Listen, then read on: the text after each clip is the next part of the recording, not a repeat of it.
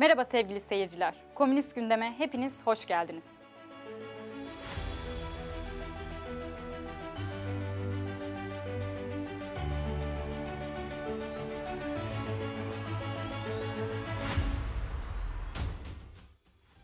Geçtiğimiz hafta sonu yapılan Merkez Komite toplantısının ardından yeni parti meclisi de ilk toplantısı için bir araya geldi.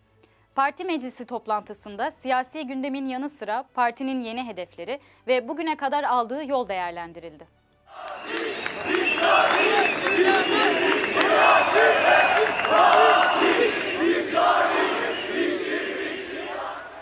İsrail'in Gazze'de soykırıma varan saldırıları bir yılı geride bıraktı.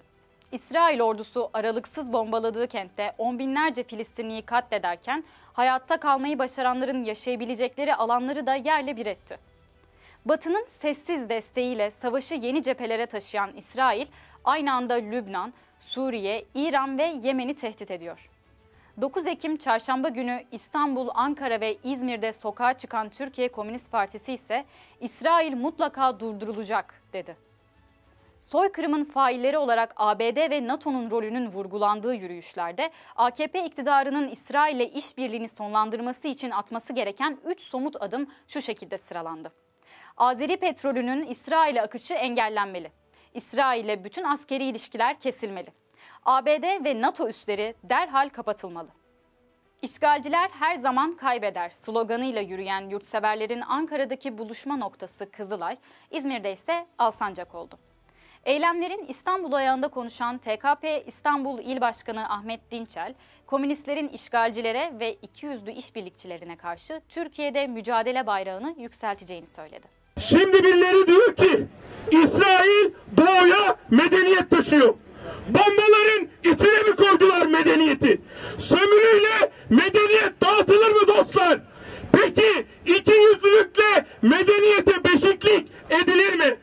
İsrail'in baş müttefiki ABD'nin savaş gemileri bizim limanlarımıza demirliyor.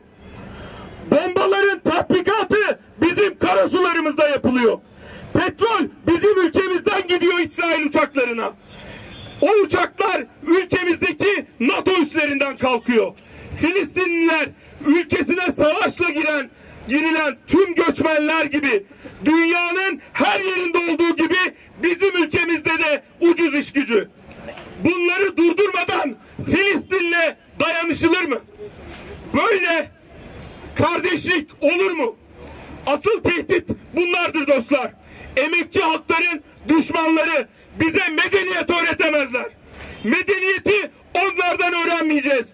Yurduna sahip çıkmayı, kardeşini kollamayı İsrail'den, ABD'den, NATO'dan öğrenmeyeceğiz. Türkiye Halk Temsilcileri Meclisi'nin başlattığı NATO'ya ve emperyalist savaşa karşı göreve kampanyasına bir destek de iletişim emekçilerinden geldi. Patronların ensesindeyiz iletişim emekçileri dayanışma ağının hazırladığı kapkara haykıran puntolarla manşetleri NATO'ya karşı atıyoruz başlıklı sergi Pazar günü Ankara Nazım Hikmet Kültür Merkezi'nde açıldı. Türkiye'nin NATO üyeliğinin resmileştiği 1952 yılından bugüne yazılı basındaki NATO karşıtı manşet, haber, karikatür ve fotoğrafların bir araya getirildiği sergide 20'ye yakın gazete ve derginin onlarca yıla yayılan haberlerinden bir seçme yer alıyor. Birçok gazetecinin kişisel arşivini açtığı ve Türkiye Sosyal Tarih Araştırma Vakfı'nın katkılarıyla oluşan sergi 13 Ekim'e dek Nazım Hikmet Kültür Merkezi'nde Ankaralılarla buluşacak. Yeni arşiv belgeleri ve Filistin köşesiyle zenginleştirilecek olan sergi 13 Ekim Pazar günü bu kez İstanbul'da Kadıköy Nazım Hikmet Kültür Merkezi'ne taşınacak.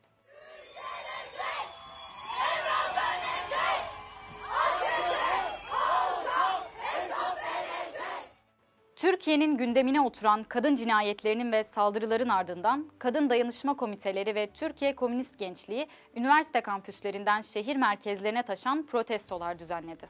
Muğla'da Sıtkı Koçman Üniversitesi Kadın Dayanışma Komiteleri öncülüğündeki eylem Sınırsızlık Meydanı'nda gerçekleştirildi. Yüzlerce kişi kadın cinayetlerine meydan okuyoruz, tecavüzcülere meydan okuyoruz, çocuk istismarcılarına meydan okuyoruz sloganları ve alkışlarla bir araya geldi. Açıklamanın ardından Adliye Sarayı önüne yürümek isteyen kadınları polis engellemek istedi. Engellemelere rağmen adliyeye yürüyen kadınlar buradan bir kez daha seslendi. Bu binaların üzerinde de, adliyenin içinde de adalet yazıyor. Ancak bu binalarda, bu kurumlarda ülkede adaleti sağlamaya yetmiyor. Bu ülkenin çocukları, kadınları, emekçileri güvende değil. Bu ülkede adliyelerin adeta bir mezarlığa dönüştüğünü söylemek zorundayız. Anadolu Dayanışma Ağı ve Kadın Dayanışma Komitelerinin çağrısıyla yüzlerce öğrenci Eskişehir'de de bir protesto gerçekleştirdi. Kadın cinayetlerine karşı ayağa kalkıyoruz.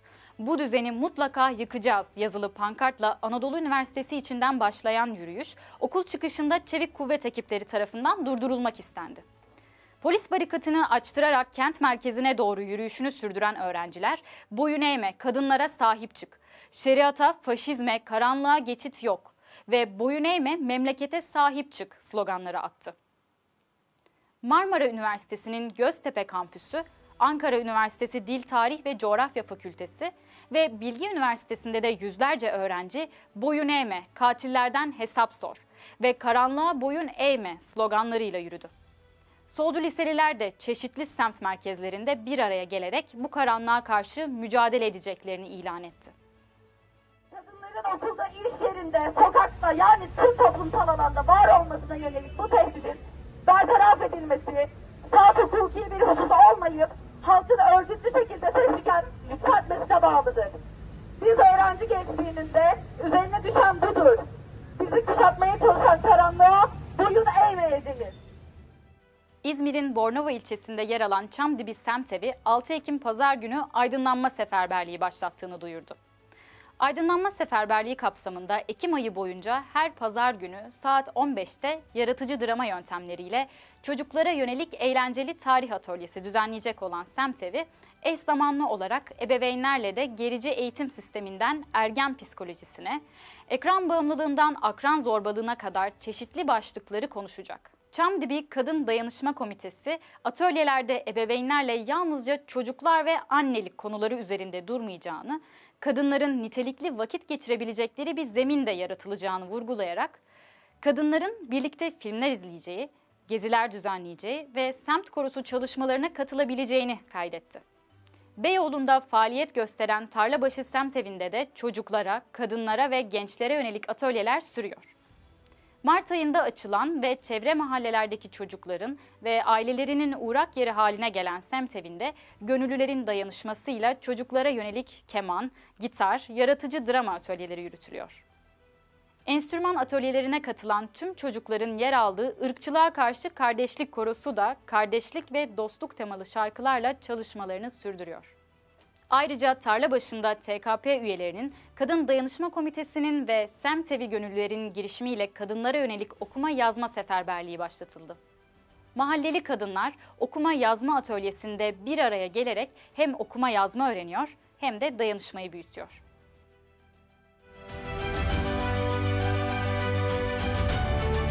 Orta Doğu'da gerilim giderek yükselirken TKP Genel Sekreteri Kemal Okuyan bölgedeki gelişmeleri Gazete Pencere'den Muratan Demircioğlu'na değerlendirdi.